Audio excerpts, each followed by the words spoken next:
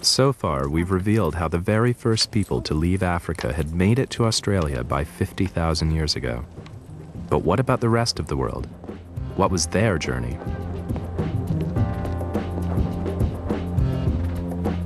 This fridge contains blood samples from populations scattered across the globe.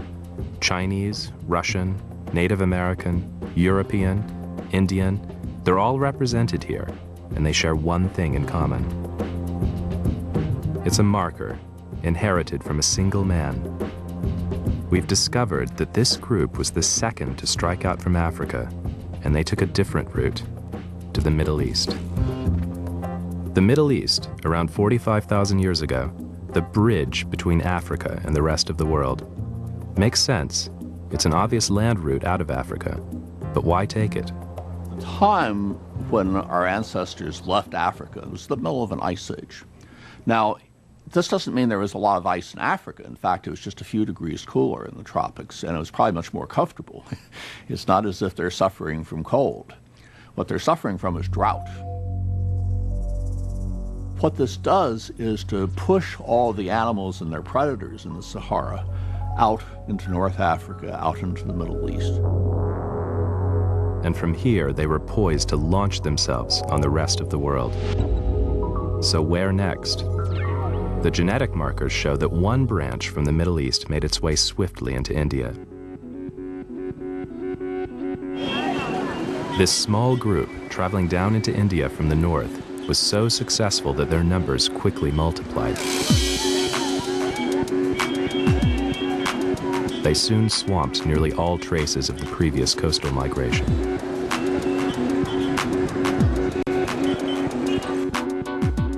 A second wave headed for China. Here, bounded by sea and mountains, they remained in isolation, developing a distinctive appearance. They were also to become the largest nation on Earth.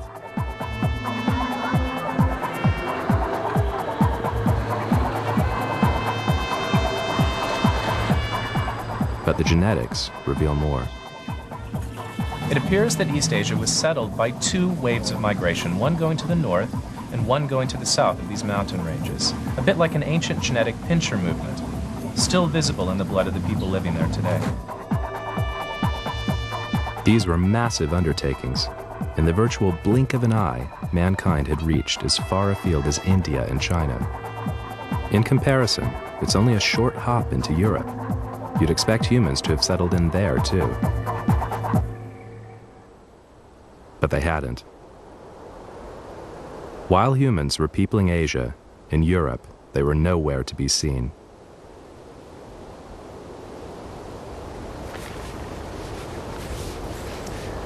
I've always had a particular interest in this part of the world.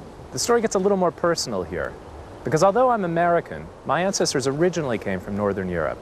But how far back can we trace that ancestry? And in particular, who were the first Europeans? The archaeology tells us that it took them nearly 10,000 years to get here from the Middle East. I've always wondered why.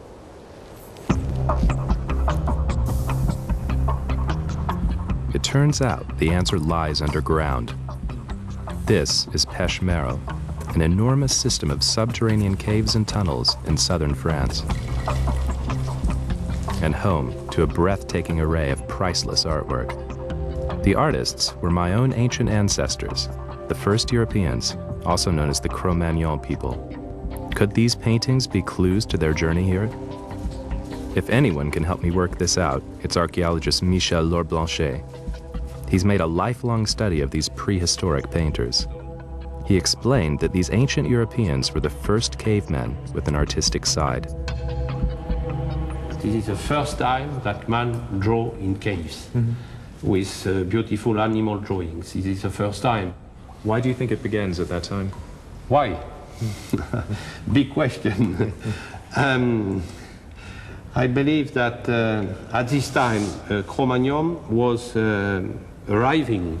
He was a newcomer arriving in this area, and he discovered the cave first. And the cave became sort of sanctuary.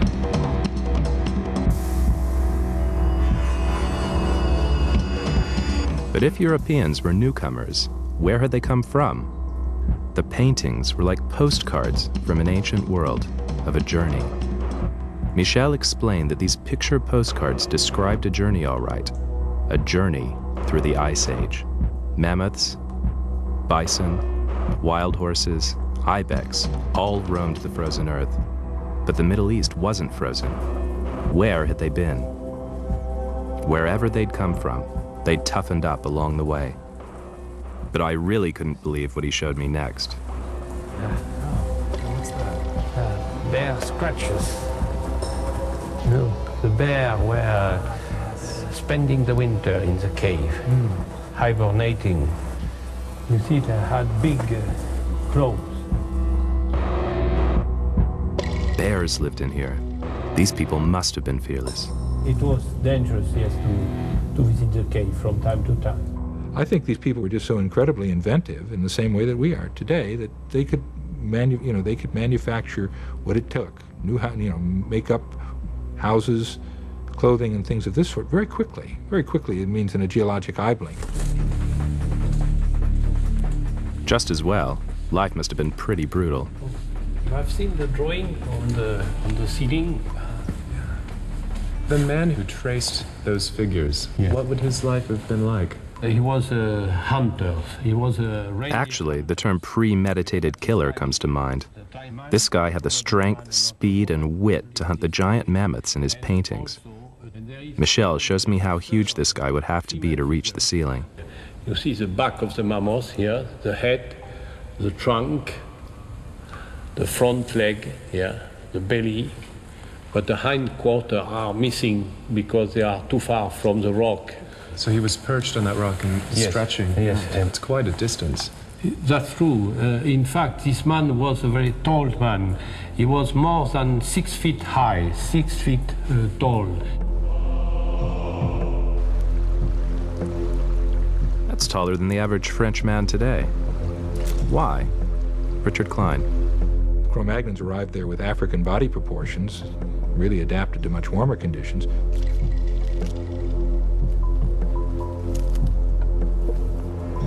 When they arrived in Europe, it's interesting that their physical proportions are more sort of tropical African. They're long and kind of skinny. And that tells me that they had the cultural buffer, the clothing and the housing, that were the main thing that allowed them to adapt to very cold climates. But clothing and housing aside, anthropologist Nina Jablonski believes that Cro-Magnon had adapted in physical ways that suggested a colder, darker life. One of the greatest challenges in reconstructing the ancestry of humans is actually to put ourselves back in the time before humans started migrating all over the world. Because people living in equatorial Africa are living in a hot environment, the skin must have been able to sweat very efficiently so that people could keep cool. And also because that skin was naked and therefore was prone to damage from ultraviolet radiation. And so the skin of our ancestors was dark, full of the natural sunscreen, melanin. Sunlight produces vitamin D, vital for healthy bones. At the time my ancestors first ventured into Europe around 35,000 years ago, their skin was already getting paler in order to absorb more light. Almost certainly the first people to go into Europe were quite lightly pigmented. This is because Europe, with latitudes in the 40s to low 50s, is, well, a region of fairly low ultraviolet radiation throughout the year. Populations living in Europe who were not coastal populations had to have fairly depigmented skin in order to allow enough ultraviolet B rays into their skin to synthesize the necessary amount of vitamin D that they needed. Coastal populations were very interesting because if they had access to fish, a very vitamin D-rich food source, then they could, in a sense, afford to be a bit darker than their hinterland brethren. But one of the things that we have to think about when we talk about the populating of Europe is that the people who went into, especially some of the northern areas, had certainly well, they were wearing clothes. They weren't naked. They were covered with furs or some kind of simply sewn clothes. And so they had less of their skin actually exposed to the sun. So that's something we have to take into account too. When you wear clothes, you have less skin exposed, and the skin that is exposed has to do more work in synthesizing vitamin D. The Ice Age was to cut these first Europeans off, eliminating any contact with the rest of the world.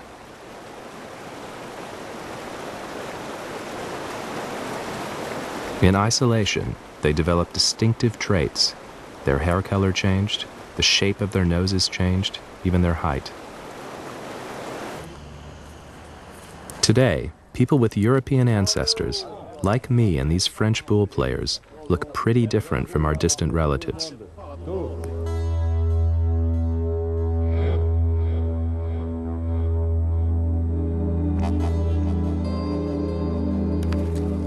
But why had it taken our ancestors so long to arrive here?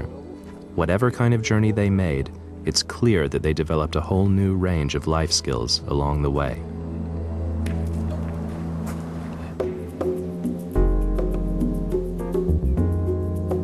So why did it take my ancestors 10,000 years to get to Europe from the Middle East? And why had they changed so much? The accepted theory was that they made their way around the Mediterranean and up through Turkey. Then, our research threw a wrench in the works. Until relatively recently, we had no reason to doubt that the first Europeans had followed a direct route out of the Middle East. And then, quite by chance, we uncovered evidence that they'd come from somewhere else entirely. Turns out, when they left the Middle East, my European ancestors went on a tough and grueling detour. I'm going to pick up their genetic trail in a faraway land that begins long after these rail tracks have run out.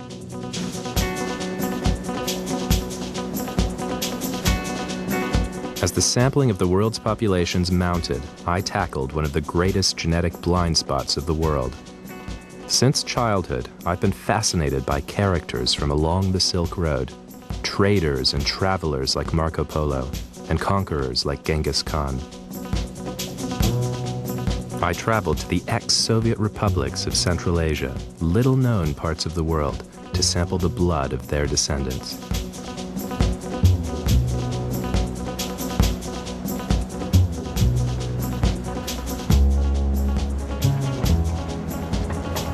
We're in Bishkek, the capital of the former Soviet Republic of Kyrgyzstan. I first came here in 1996, and you really had the feel that you were coming to a very remote place. You know, some of the villages that we visited in Kyrgyzstan, we were the first foreigners that they'd seen since, 200, 300 years ago, perhaps. When I first came here, this was new ground, untrammeled by any other Western scientist before me. For nearly a century, it was closed off behind the Iron Curtain.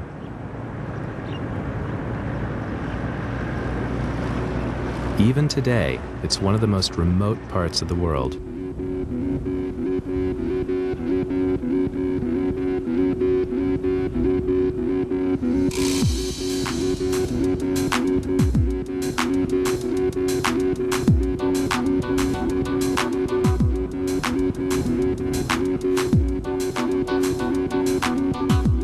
In this isolated land, I collected the blood of over 2,000 people. That was when we discovered that their blood held a remarkable secret, an ancient marker. I recognized it immediately. Nearly every man in Western Europe was carrying it, from Norway to Spain, Ireland to Austria. So my European ancestors hadn't taken the obvious route from Africa via the Middle East. Instead, they had passed through Central Asia 40,000 years ago. That was why they had taken so long to reach my homeland. But why would they do that? How did my ancient family from the Middle East wind up here, in this wilderness? William Calvin thinks that yet again the weather played a critical role. Worldwide, you're getting droughts, you're getting forest fires, but the next year you're getting a lot of grass and a lot of grazing animals. And that's opportunity for the humans that survived the crash. And for opportunity, read food. Honing their hunting skills and adapting to the colder temperatures, these African hunters followed the grasslands into modern-day Kazakhstan. The discovery of the Central Asian marker had changed our understanding of the journey made by the first Europeans. But was Europe the only destination for these formidable Central Asian hunters? Did their journey take them anywhere else? We widened our search and were in for an even bigger surprise. The markers seemed to be everywhere we looked. From Europe, through Asia, Russia, North and South America, the list seemed to be endless. We'd uncovered an astounding secret. If Africa was the cradle of mankind, then Central Asia was its nursery.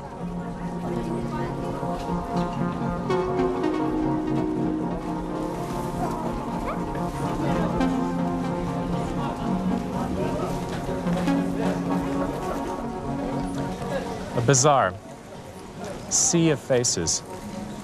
And you can tell so much from a face. Or can you? Where are we now? We could be anywhere across the continent of Eurasia. But in fact, we're right at the very heart of it, in Central Asia. China is a few miles in that direction. Afghanistan a few hundred miles to the south. This is really the crossing point, the central part of the continent of Eurasia. And I've come back for a very special reason. Hidden in the samples of those 2,000 Central Asians was one extraordinary individual. His name is Niazov, and he's directly descended from the man whose DNA, 40,000 years ago, had a tiny spelling mistake, the Central Asian marker. This genetic marker has spread throughout the Northern Hemisphere and been inherited by over 1 billion people. Branches of Niazov's ancestors went on to people Europe, parts of India, Russia, and America, but Niazov's family has always stayed here. Analyzing his DNA for the first time was an extraordinary moment. In an instant, I knew we'd discovered something very important. Now we're going to meet him. After nearly 2,000 generations, Niazov still lives in Central Asia. I'm excited about meeting him again, now that I fully understand the history he holds in his blood. But with a war raging less than 200 miles away in Afghanistan, making it across the border could be a little dicey.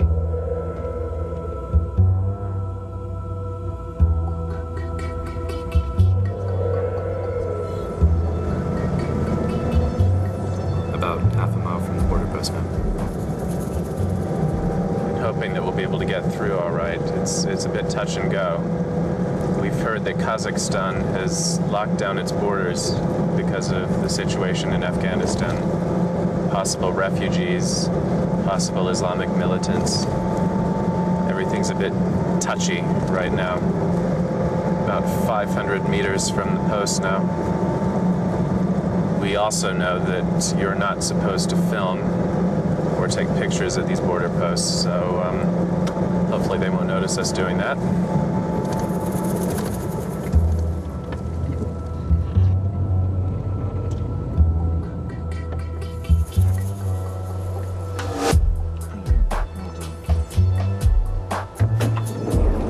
Well done, thank you. Yeah.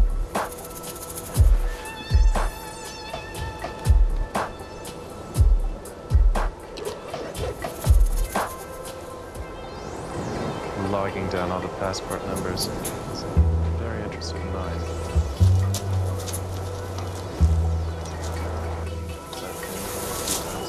Я в погранвойсках служу, провожаю.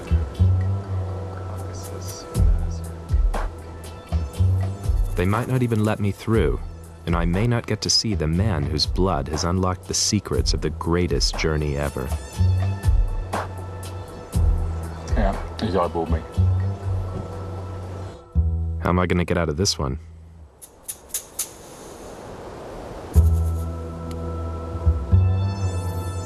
I'm on the track of one man whose blood tells the story of the most extraordinary journey in history. The children of this man's great ancestor became Native Americans, Europeans, Asians, and Russians. Some even made it down into India. But I'm being held at a border near a war zone.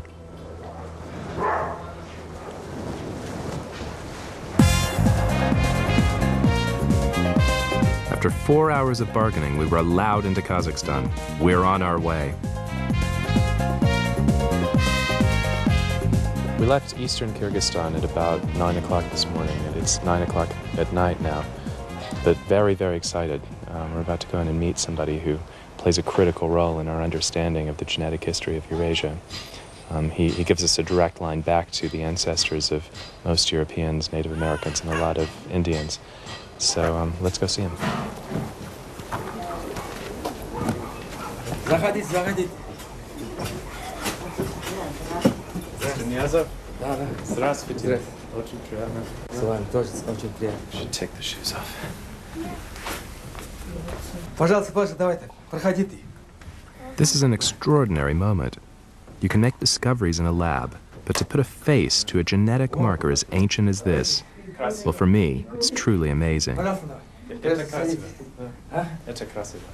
He may be shorter than I am, but he's a genetic giant in our history. I'm gonna have to give him my blood speech, though. Hope it doesn't put him off.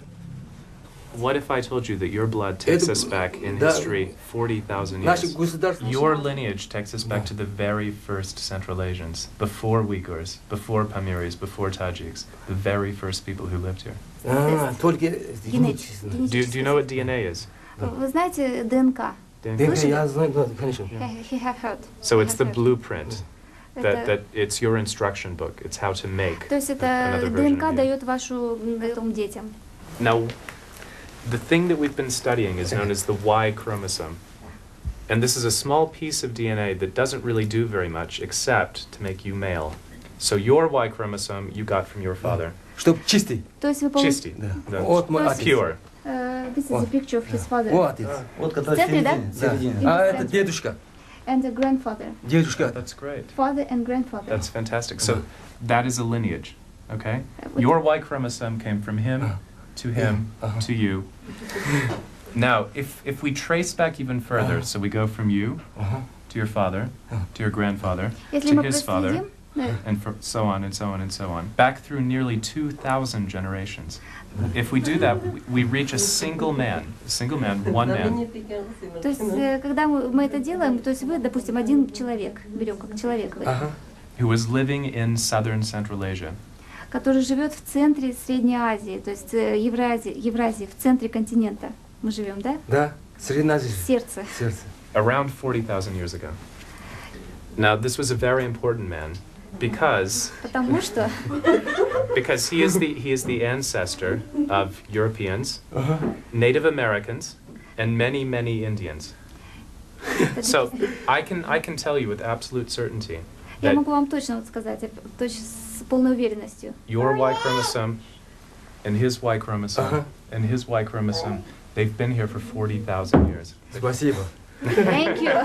Мой кровь из нас чистый. That means my blood is pure. So congratulations. Поздравляю. Very interesting blood. It's absolutely fantastic to be able to do the work I do. I'm very lucky. Я очень счастлив. Это просто фантастически то, что я делаю и что я нашел. Every day is like solving a puzzle. I go into the laboratory and I get a result and it solves a mystery about То history. есть каждый день у меня как бы решаю какие-то загадки. Я прихожу в лабораторию, начинаю что-то делать и получаю абсолютно уникальные результаты. То есть каждый день как бы загадки, каждый день. Спасибо. But the most amazing part is to be able to come back here and tell you the results that I И found from your blood. я счастлив то, что я после того, как получив результаты, я смог приехать опять сюда и сказать вам об этом.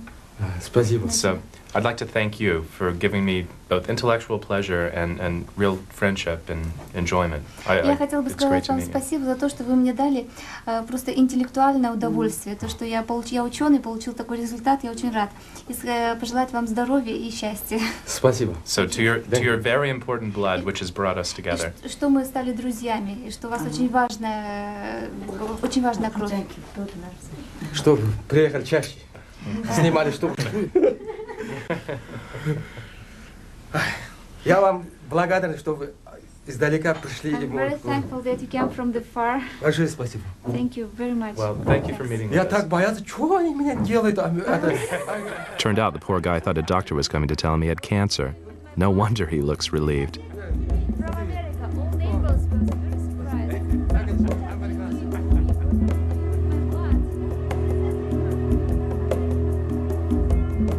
Genetically, we're so close. Yet from here in Central Asia, the descendants of Niazov's ancestral grandfather ventured out to give us an incredible diversity of looks.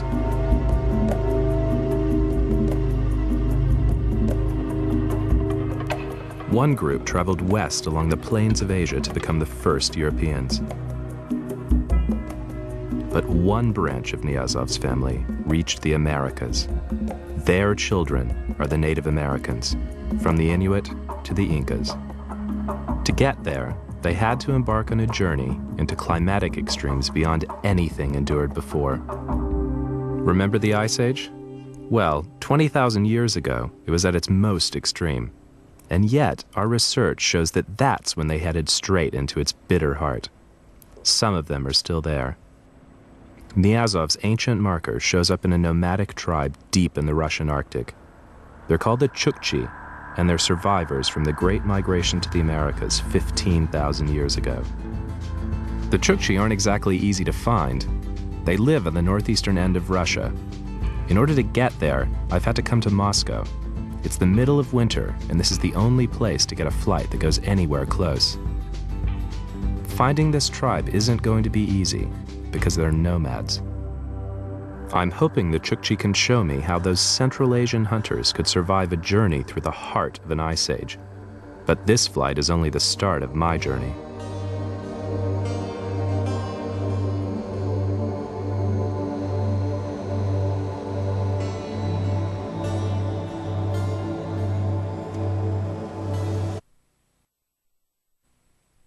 We've flown east from Moscow about 5,000 miles, and this is it, the end of the line. A place called Anadyr, an old Russian settlement. We're headed inland to see the Chukchi people. Don't know how we're going to get there, though. Could get quite interesting.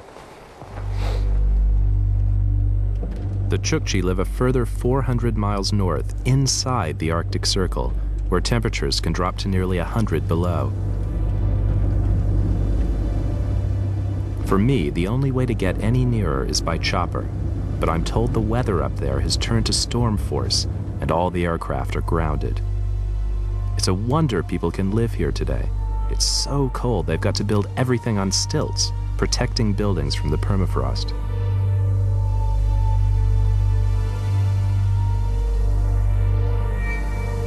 I'm put up in a bare 5th-floor apartment in town. How long I'll be here is anyone's guess.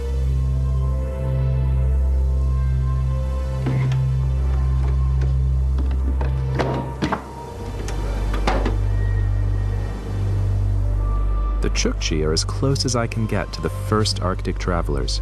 I'm desperate to see how they live here. They don't even have heating or electricity. But if the weather doesn't improve, I may never find out. I've been here 5 days now. I really couldn't have come at a worse time of year. I've been given all this Arctic clothing so I won't freeze. The coldest I've ever been is the freezer back in the lab, a balmy 20 below. Eventually, I get the call I've been waiting for. There's a gap in the weather, and we're going for it.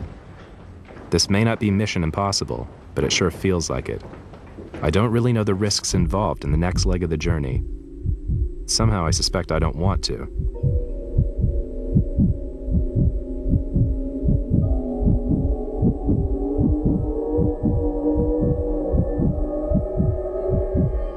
How can anyone live down there? It's strange, but being truly alone is exhilarating. Absolutely unbelievable. Just incredible. It is amazing here. It's like being on the moon.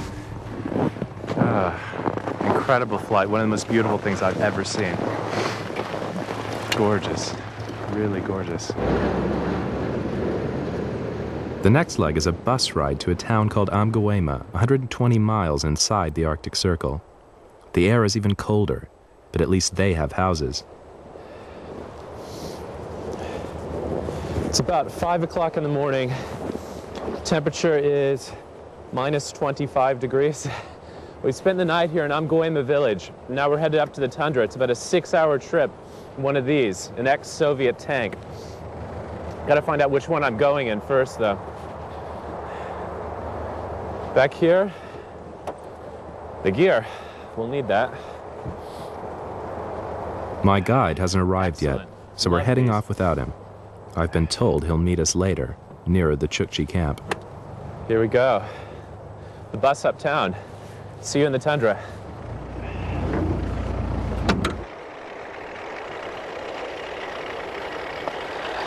We're heading up into the tundra to meet the people who are the direct descendants of the people who populated the Americas 15,000 years ago at the height of an ice age. And the fact that I get to tell this incredible story and actually go on the journey that the genes have shown us, it's just amazing. This place is absolutely beautiful, and it's like being on another planet.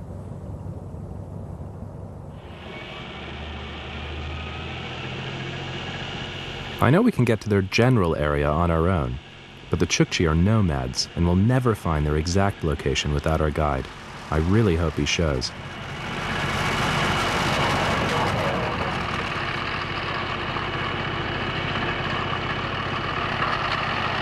At last he appears, and I'm about to get another lesson in human endurance.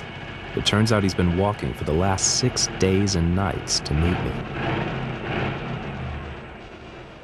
Vladilin, you're from this village, Donkarem. Да, я с побережья коренной. Yes, I am from coastal Chukotka. And you walked. So from Amgoema, we head west up the Amgoema River, maybe 100 kilometers until we find them. Да, окей, да, все правильно. Yeah, you're right. Okay, fantastic.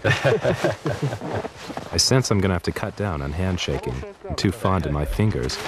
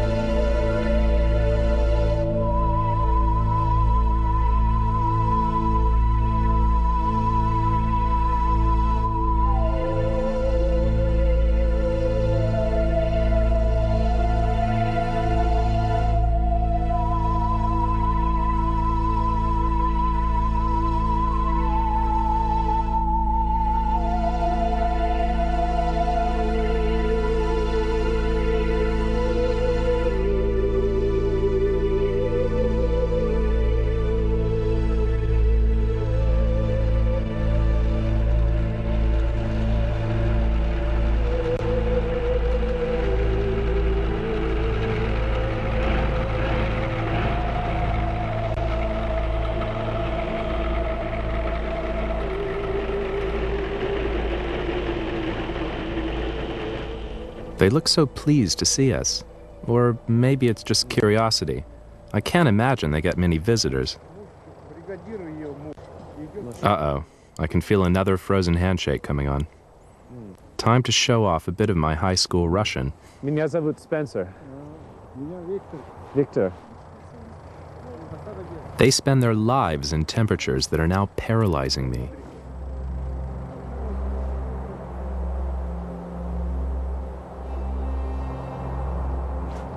Looking around here, I'm struggling to comprehend it all.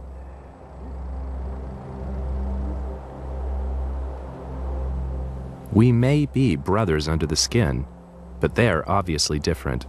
Somehow, they're better able to cope with the cold. And Nina Jablonski knows why. The Chukchis are a classic example of what has been referred to in human biology as Bergmann's and Allen's rules. That is, in a very cold climate, the surface area of the body will be reduced and the length of the appendages will be reduced. So the people tend to have shorter arms and legs, shorter fingers, and a shorter and rounder trunk to reduce the surface area through which heat can be lost. In that way, they're wonderful furnaces, as it were, for preserving their own body heat.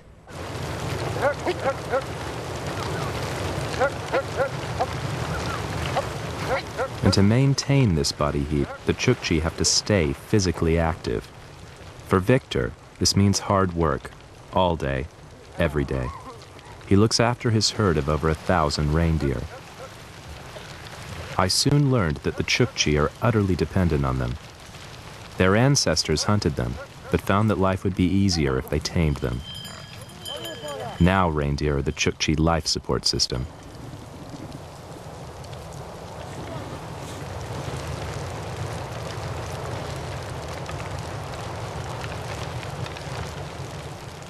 But how do these high-energy and all-providing creatures manage to survive in this frozen desert? No vegetables, no greens of any kind. The answer lies beneath the snow, in the most precious resource in the tundra, lichen. The reindeer dig down to find it.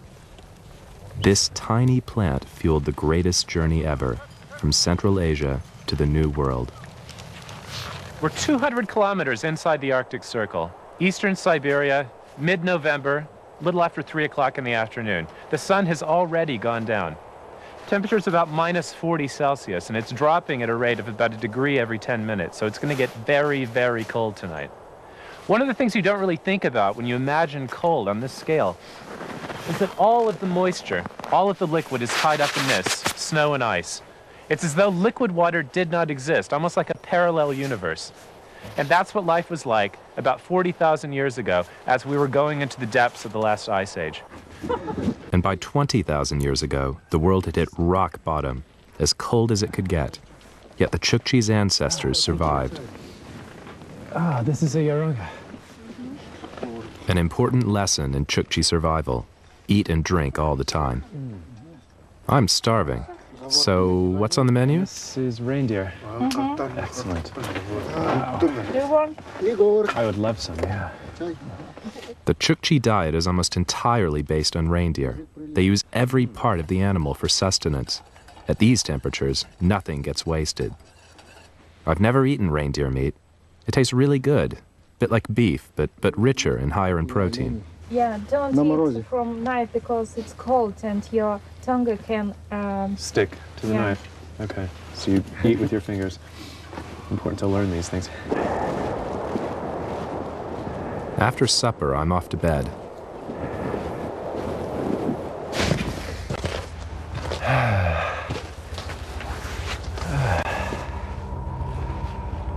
We're inside the local Chukchi dwelling, known as a Yarunga, made out of reindeer skin and wooden poles. It's freezing in here. Ice covering the inside. It's about minus 30 Celsius outside. Can't be that much warmer in here. And this is where I'm sleeping for the night, inside one of these, which is sort of a tent within a tent, again made out of reindeer skin, wooden poles. I can see that Elvis's decorator has been here. Fantastic. It's like a reindeer in here. They've told me you just sleep in here, no sleeping bag, no blankets, just the candles and body heat to keep you warm. So, time for bed.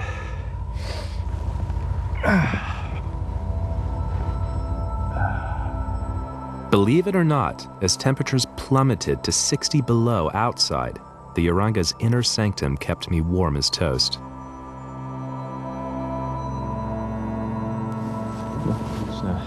It's so cold out here.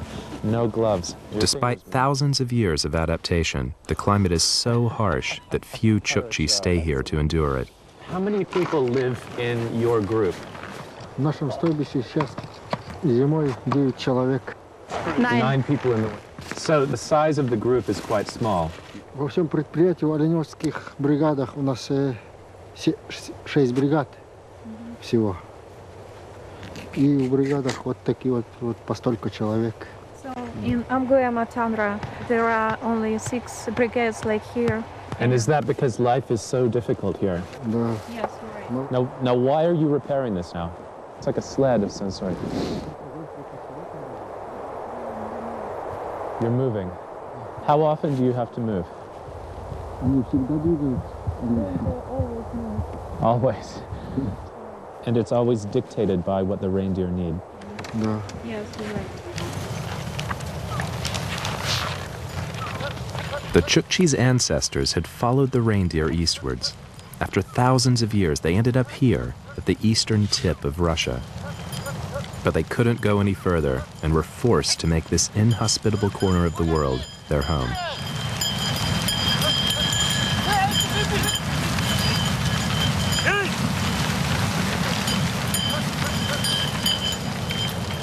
The ebb and flow of Chukchi life is determined entirely by the reindeer that they herd.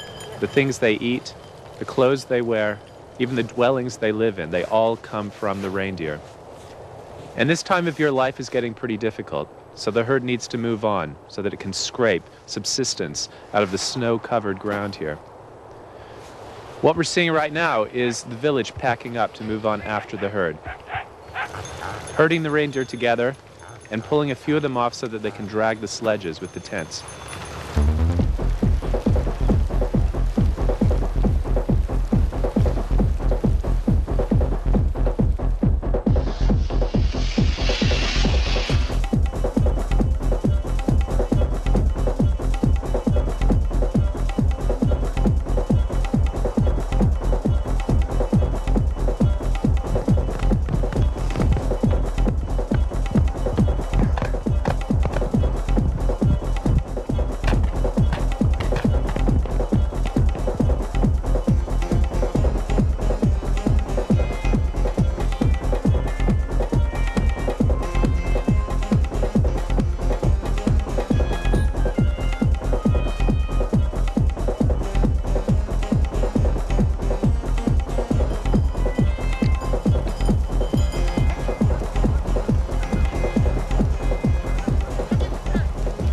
Victor and his family are moving off, following their reindeer to new pastures, living proof that humans can adapt and survive in these extremes, and a lesson in just how little we really need to get by.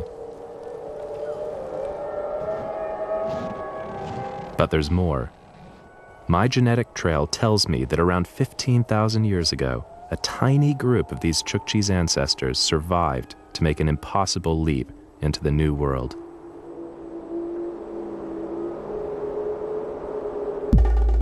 A journey which began with Niazov's family in Central Asia, then moved east along the length of Russia, left the ancestors of these incredibly tough Chukchi poised to conquer a new continent.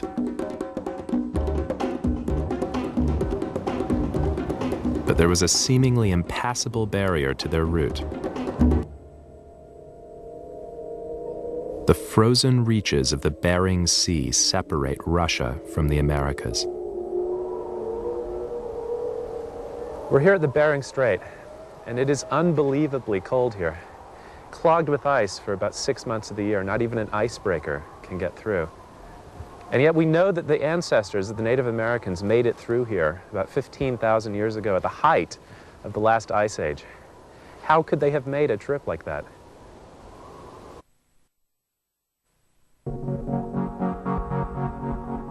I followed the trail of the first humans from Africa to the eastern tip of Russia. I've met their descendants, the Chukchi. But blocked from reaching America by the Bering Sea, I can go no further. Yet I know the blood of these Arctic herdsmen connects them to Native Americans. How did they get there? In an ironic twist, the ice age that drove us out of Africa now provided the Chukchi's ancestors with an escape route. As temperatures fell and sea levels dropped, a new landmass called Beringia was exposed from beneath the Bering Sea. This new land connected the Russian Far East to Alaska. The reindeer headed for new pastures. The few survivors followed them, taking mankind into uncharted territory, into the New World. The sea level was very much lower. About, you could build a 40-story building, to tell you how much the sea level had changed. But they couldn't go very far. They were sort of stuck in northern Alaska because of all the ice. And behind them, things weren't much better. As the Ice Age came to an end, sea levels rose again, marooning the first Americans on a tiny pocket of land. Yet they survived. An escape route appeared. The first Americans arrived here only about 13,000 years ago, and they probably walked from Alaska down a corridor that existed certainly by 11,000 years ago along the eastern side of the Rocky Mountains. There may have still been ice to the east and the west, but there was an ice-free corridor that they could have walked down when they arrived in North America. It was essentially an empty environment from their perspective with lots of rich resources.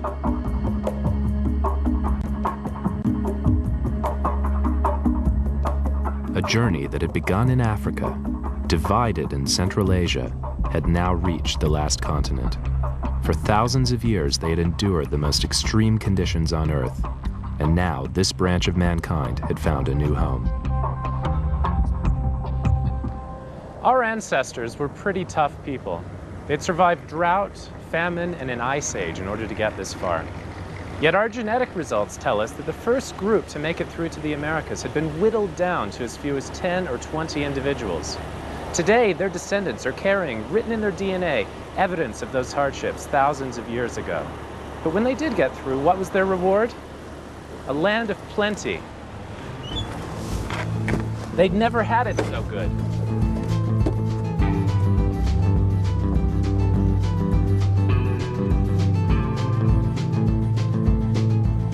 After 10,000 years of struggling through the tundra, these Arctic hunters hit the jackpot. As the ice gave way to the rolling prairies, they found a new land in which to live and prosper.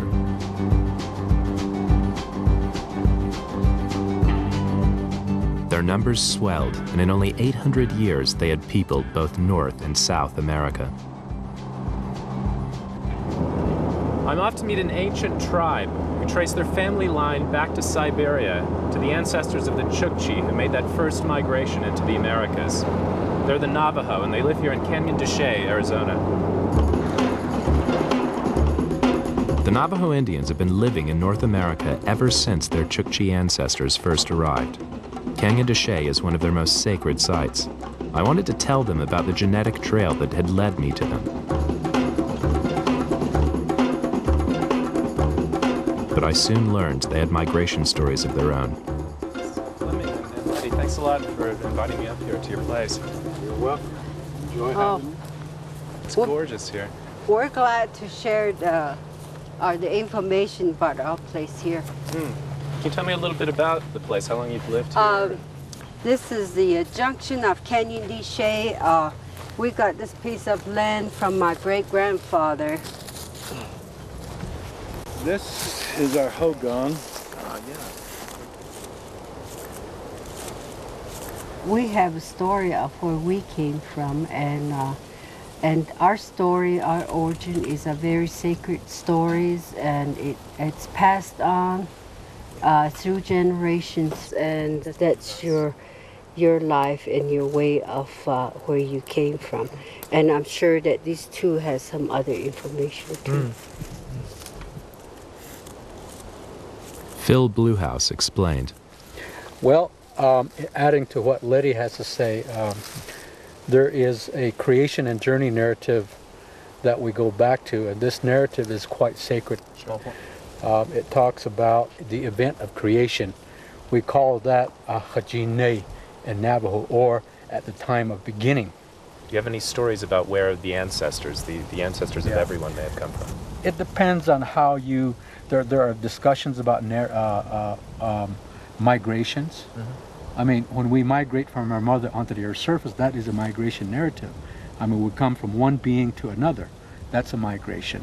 If we believe that we were created here in the Four Sacred Mountain area, this is where we came up from the ground. In other words, we were birthed into this place, just like we are all birthed by our mother. I also have my own sense of what that story might be using science. I'm a geneticist.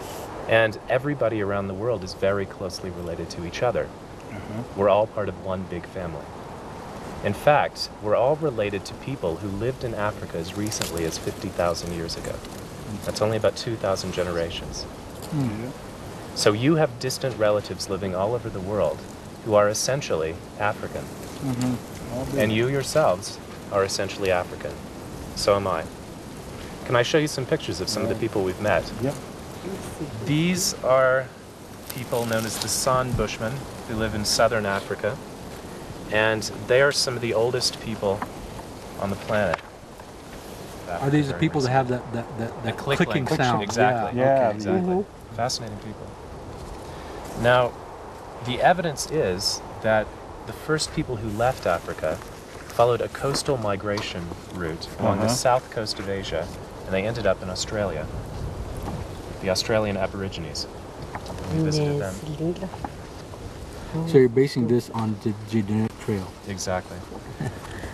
Now, these people who were in Australia, they mainly were more together as a group, you know, like More cohesive. more cohesive, and There are lots of different populations in Australia, speaking very different languages. They have different cultures, different myths. Why do you call something that a people will tell you a myth, as opposed to an experience that they had and they relive it over and over, rather than calling it a myth, would be able to call it something else? Because I have a real strong feeling about that.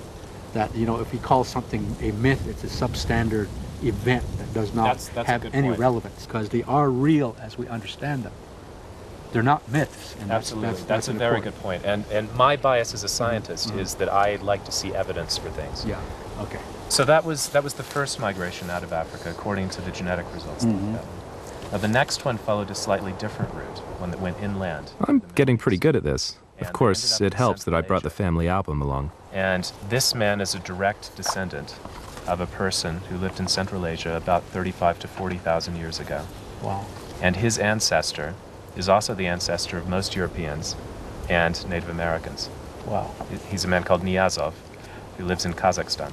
Are you the same person that did some research I noticed on the internet that says that the Native American people are somehow connected to Central Europe? Yes, Central Asia. Central Asia.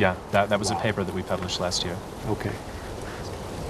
That's good to know. What do you think of that? I you know, and I was looking at a book from people from Central Asia, and I saw my cousin Emmett and Abraham, Auntie Grandma Buggy, and I said, my God, I got family over there in Central Asia. These were the Mongolian people.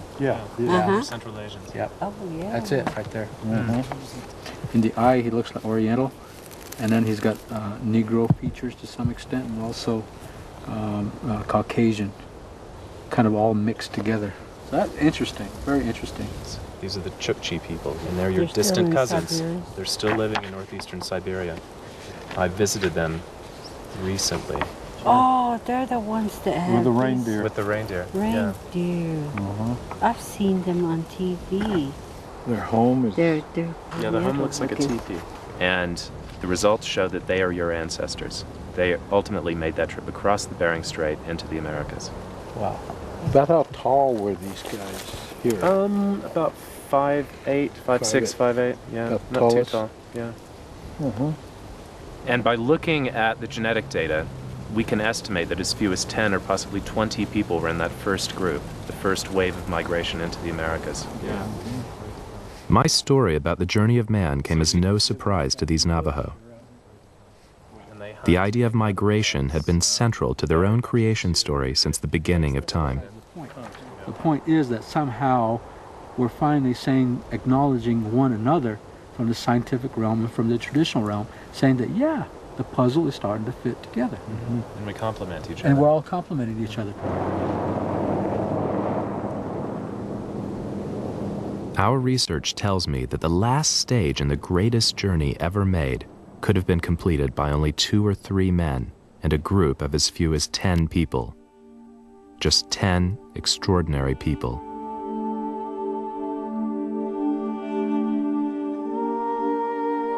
Once they got down there, they discovered that there were a lot of big grazing animals all over the place there too. American buffalo, mammoths, all sorts of things. And they kept spreading south, and in about 800 years, they actually got all the way down through South America.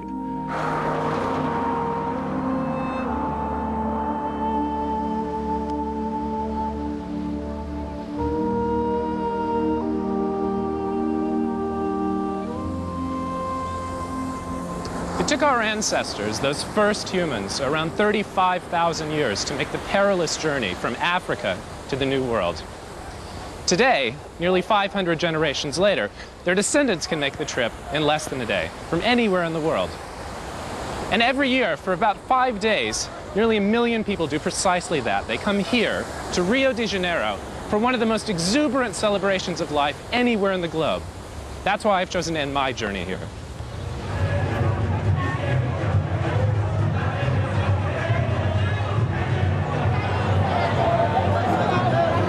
Years ago, this story would have been impossible to tell. The scientific technology simply didn't exist.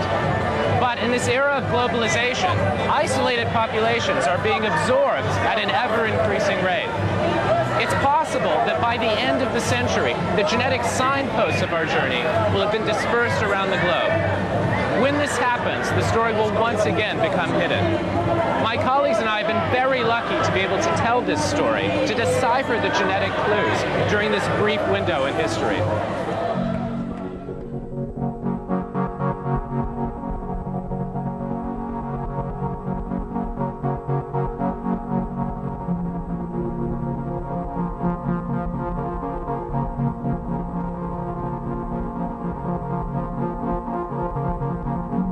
My journey around the world has only been possible because of some unusual people.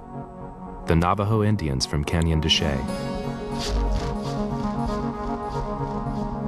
the Chukchi reindeer herders from the Russian Far East, the people at the crossroads in Central Asia, and the Australian Aborigines. Yet we can all trace our ancestry back to those few people who left Africa 50,000 years ago. Heads up, girls and boys. 1, 2, 3.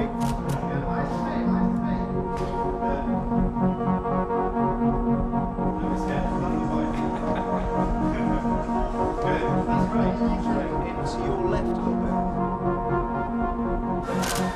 I'm from Liberia. I'm African and Native American. I'm from New Zealand. My father is Welsh and my mother is Greek English. I'm from Denmark. My father's Danish and my mum is Thai. I'm from the Caribbean. My father's African and Spanish. My mother's Irish German. I'm Slovakian. That's it. Ignore whatever I say. That's lovely. Don't do it. It will be the one they choose.